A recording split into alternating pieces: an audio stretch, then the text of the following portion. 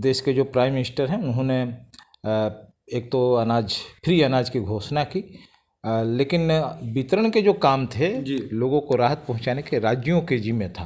तो बिहार के माननीय जो मुख्यमंत्री हैं नीतीश कुमार जी, वो डे नाइट एकदम इसी अभियान में लगे रहे कि हमारे लोग बिहार और बिहार से बाहर जहाँ भी जिस पेशा में हैं काम कर रहे हैं, लॉकडाउन से जो प्रभावित हैं, उनको हम राहत कैसे पहुँचाएँ, उनकी कष्ट को हम कम कैसे करें। विभिन्न तरह के पैकेज भी चलाया। 5 किलो जो अतिरिक्त फ्री अनाज था उसका वितरण, और रेगुलर जो अनाज है पीडीएस के दायरे में आने वाले उन लोगों के लिए भी उन्होंने वितरण के काम, उसकी मॉनिटरिंग के काम इस स्तर पर किया। वैसे लोग जो चाह रहे थे कि हम इस राहत के जो अनाज है, मुफ्त के अनाज, इसको मार्केट में ब्लैक मार्केटिंग कर दें, ऐसे लोगों पर आयोग के तरफ से भी पैनी नज़र रही। 4 लोग के ऊपर में हमने एफआईआर दर्ज कराया। नमस्कार, आप देख रहे हैं लाइव सिटीज़। मैं हूं आपके साथ सौरभ राज। मेरे साथ है बिहार राज्य खाद्य आयोग के चेयरमैन विद्यानंद जी। इनसे जानेंगे कि कोरोना के बाद पूरा देश सबसे ज़्यादा अगर किसी संकट से जूझ रहा था तो खाद्य पदार्थ थी। गरीब लोगों को भोजन की सुविधा कराना सरकार के लिए सबसे बड़ी समस्या थी, लेकिन सरकार कहीं ना कहीं इसमें सफल हुई। सभी लोगों तक अनाज पहुंचा, मुफ्त में भी अनाज बिहार में भी बांटा गया। इनसे पूरी जानकारी लेंगे कि कोरोना में कितना मुश्किल था सरकार के लिए इस चुनौती का सामना करना, और अभी भी क्या चुनौती है, क्योंकि कोरोना अभी ख़त्म नहीं हुआ है। लोग अभी भी कमा नहीं रहे हैं, अभी भी घर में ही बैठे हुए हैं। सर, जिस तरीके से कह सकते हैं कि दुनिया भर में एक महामारी है, भारत भी इससे छूता नहीं रहा, और सबसे ज़्यादा अगर इसका असर पड़ा तो छोटे छोटे राज्यों, गरीब राज्यों के ऊपर। बिहार में भी जो प्रवासी मजदूर थे वो राज्य वापस गए, तो कितना मुश्किल था सभी के लिए खाना पहुंचाना, सूखा अनाज देना, कितना मुश्किल था सर? देखिए, कोरोना अपने आप में एक बहुत बड़ा दुनिया का समस्या है जी, और अचानक आया है, और निश्चित रूप से पूरा दुनिया, हमारा देश भारत और ख़ास करके हम लोग का प्रदेश बिहार है जी, उसके चपेट में रहा। तो मैं आपको बताना चाह रहा हूँ कि सरकारों की दायित्व होती है नागरिक हित में काम करने के लिए। तो देश के जो प्राइम मिनिस्टर हैं उन्होंने एक तो फ्री अनाज की घोषणा की, लेकिन वितरण के जो काम थे लोगों को राहत पहुंचाने के राज्यों के जिम्मे था। तो मैं आपको बताना चाह रहा हूं कि अन्य राज्यों के अपेक्षा यदि बिहार में हम देखें तो बिहार के माननीय जो मुख्यमंत्री हैं नीतीश कुमार जी, वो डे नाइट एकदम इसी अभियान में लगे रहे कि हमारे लोग बिहार और बिहार से बाहर जहाँ भी जिस पेशा में हैं काम कर रहे हैं, लॉकडाउन से जो प्रभावित हैं, उनको हम राहत कैसे पहुँचाएँ, उनकी कष्ट को हम कम कैसे करें। और इसके लिए उन्होंने विभिन्न तरह के पैकेज भी चलाया। 5 किलो जो अतिरिक्त फ्री अनाज था उसका वितरण, और रेगुलर जो अनाज है पीडीएस के दायरे में आने वाले उन लोगों के लिए भी उन्होंने वितरण के काम, उसकी मॉनिटरिंग के काम इस स्तर पर किया। फिर उन्होंने बिहार में 1000 रुपया प्रत्येक कार्ड होल्डर को देने की बात उन्होंने की, और उनके बैंक खाते में भिजवाने का गारंटी किया। राज्य से बाहर जो श्रमिक थे, जिसे लोग प्रवासी कहते हैं, वो सभी श्रमिकों को चिन्हित करके, जिनके पास उनका अपना आधार है, उनके पास में अकाउंट है, उनका अकाउंट जो बिहार में है, वो सारे लोगों को उन्होंने 1,000 रुपया दी। तो इस आधार पर हम देख रहे हैं कि पूरा जो राजकोष का, वो सिर्फ कहते नहीं कि राजकोष का पहला हक जो है वो आपदा पीड़ितों के होता है, बल्कि उन्होंने करके दिखाया। तो एक तो यह बात रही, फिर लोगों को ले जाने का, फिर क्वारंटाइन सेंटर में रखने का काम। और मैं ये भी बता रहा हूँ कि वहाँ बिहार में जो एम्स है, चाहे जितने भी डॉक्टर्स वगैरह हैं, अनुसंधान करता हैं, और ड्रग्स बनाने का भी, इसका एंटीवायरस जो है कोरोना के, उस पर भी वो काम कर रहे हैं।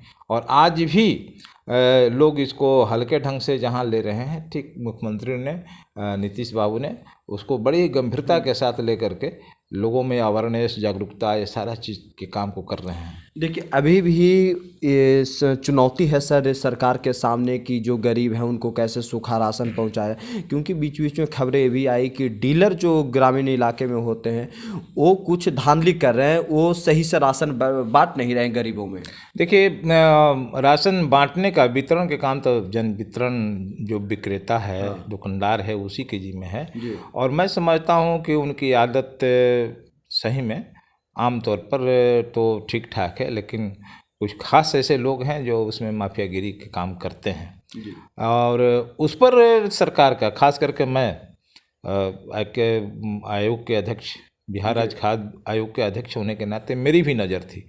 और वैसे लोग जो चाह रहे थे कि हम इस राहत के जो अनाज है, मुफ्त के अनाज, इसको मार्केट में ब्लैक मार्केटिंग कर दें, सस्ते दर पर उठा के माने महंगे दर पर बिक्री कर दें, ऐसे लोगों पर आयोग के तरफ से भी पैनी नज़र रही। 4 लोग के ऊपर में हमने FIR दर्ज कराया खुद, और इसके बाद में सरकार भी लगी हुई थी। और लगता है कि हज़ारों के तादाद में वैसे लोग जो राशन को, सूखा राशन को, चावल दाल को, फ्री के दाल और अनाज, गेहूँ सबको चाहते थे मार्केट में बेच दें, राइस मिल और फिर इसके बाद में फ्लावर मिल को दे दें, ऐसे लोगों पर FIR हुआ, पकड़े गए, समझे कि नहीं, उनके दोनों दुकान को निलंबित किया गया। तो यहाँ पर था ऐसे एक छोटी सी संख्या है डीलर और कुछ बिचौली है, तो ऐसे लोगों के ऊपर में FIR हुए, पकड़े गए, जेल भेजे गए बिहार में। अन्य राज्यों को मैं नहीं बता सकता हूँ, लेकिन बिहार के मेरे पास है और हमने काम किया है। और तब हम लोग बड़े पैमाने पर राशन को लोगों तक पहुँचाया। मैं आपको ये भी बताना चाहता हूँ, जिनके पास राशन कार्ड नहीं थे, उनके आधार थे, आधार वाले को भी राशन दिया गया, आधार के मने। और कुल मिला के एक बात कि लॉकडाउन में जहाँ सारा काम बंद थे, बिहार सरकार पहली राज्य है जहाँ 23 लाख लोगों को नए राशन कार्ड बनाने का काम किया। ये भी एक रिकॉर्ड है। सर आप दिल्ली आए हुए हैं, फूड सिक्योरिटी एक्ट के ऊपर आप लोगों की मीटिंग है, प्रधानमंत्री के निगरानी में सब काम हो रहा है। क्या लग रहा है सर कि और भी बेहतर हो सकती है जो खाद्य प्रणाली है अपने देश में, अपने राज्य में?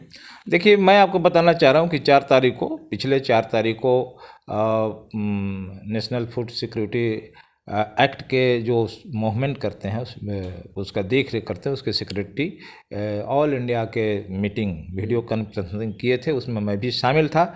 और हम समझ रहे हैं कि ये जो एक्ट है बहुत ही पावरफुल एक्ट है, और इसको यदि लागू करा दिया जाए तो जो वितरण सिस्टम, PDS सिस्टम है, मिड डे मील है, फिर इसके बाद में ICDS के जितने आंगनबाड़ी केंद्र है, वो सब बेहतर खड़ा हो सकता, स्थिति में खड़ा हो सकता है और गुणवत्तापूर्ण हो सकता है, और लोग उसका सकारात्मक इस्तेमाल कर सकते हैं। तो हमारी 22 तारीख को मीटिंग है, सेक्रेटरी के साथ हमारी मीटिंग होगी। मैं आपको बताना चाहता हूं कि ये 2014 से है बिहार में आयोग काम कर रहा है, स्टेट फूड कमीशन। लेकिन जब से हम आए हैं हम लगातार काम को फोकस किए हुए हैं, और अपने काम को, उपलब्धियों को भी बताना ज़रूरी होता है। तो हमें सुझाव भी देना है कि नेशनल फूड सिक्योरिटी एक्ट में के तहत क्या क्या राज्यों में और काम होना चाहिए, क्या पॉलिसी होनी चाहिए, इस पर भी मेरा सुझाव है। और हम बिहार में जो काम किए हैं सरकार के साथ मिलकर के, वो भी एक मॉडल के तौर पर बनते जा रहा है। तो उस काम को भी मैं बताने के लिए आया हूँ कि बिहार में पिछले समय में जो भी हो, लेकिन अब काम शुरू हो गया है और हम मांग भी करेंगे। हमारी मांग भी है कि वहाँ पर एक स्पेशल, माने जहाँ 10 करोड़ लोग इससे जुड़े हुए हैं नेशनल फूड सिक्योरिटी एक्ट के तहत, उसका ऑफिस स्पेशल होना चाहिए। भारत सरकार उसके लिए राशि दे, है ना। एक तो ये बात है। फिर उसमें एक बहुत बड़ा बात है DGRO का, उसमें एक्ट के तहत उसका गठन करना है। तो उसके बारे में भी कि उसको कैसे हम एक्ट के हिसाब से करें। सरकार तो की है, लेकिन एक्ट के हिसाब से नहीं है, तो एक्ट के अनुरूप उसका गठन हो। इस पर फिर विजिलेंस कमेटी की बात है, तो आयोगों को ये अधिकार मिले कि वो विजिलेंस कमेटी बनाए प्रत्येक ब्लॉक में, पंचायत में। तो हमको लग रहा है कि ये काम यदि हो गया, और हमको उम्मीद है कि भारत सरकार इस पर अमल करेगी, पॉलिसी बनाएगी, तो इस चीज़ों को मैं लेकर के आया हूँ। तो एक काम हो गया तो पूरे देश में इस एक्ट को पावरफुल होगा और लोगों को राहत मिलेगा। फिर हमारा जो इधर उधर जो गड़बड़ियाँ 10-20 सुधार होगा, सिस्टम सुधार में आएगा। और इस पर बड़े पैमाने पर अवेयरनेस की भी ज़रूरत है। तो अवेयरनेस में हम लोग चाहते हैं कि ब्लॉक लेवल पर अवेयरनेस जागरूकता कार्यक्रम हमने स्थापित करा, उसमें भी राशि की ज़रूरत है, भारत सरकार से मांग करें। एक अंतिम प्रश्न है सर कि लॉकडाउन के बाद जिस तरीके से अब देश थोड़ा थोड़ा खुल रहा है, सबसे बड़ी ज़रूरत है मिड डे मील में सुधार करना। स्टूडेंट कैसे स्कूल जाएं, क्योंकि स्टूडेंट जो पॉलिसी है सरकार का मिड डे मील, उसमें कैसे सुधार होगा? देखिए, हम लगातार समीक्षा भी कर रहे हैं। स्कूल बंद है, इसके बावजूद भी अधिकारियों को बुला के हम पूछते हैं कि आपके पास कितने स्कूल हैं जो मिड डे मील स्कीम के तहत जुड़े हुए हैं और बच्चों की संख्या क्या है, आपको जो अनाज मिल रहा है वो अनाज एडमिशन के आधार पर मिलता है या उपस्थिति का।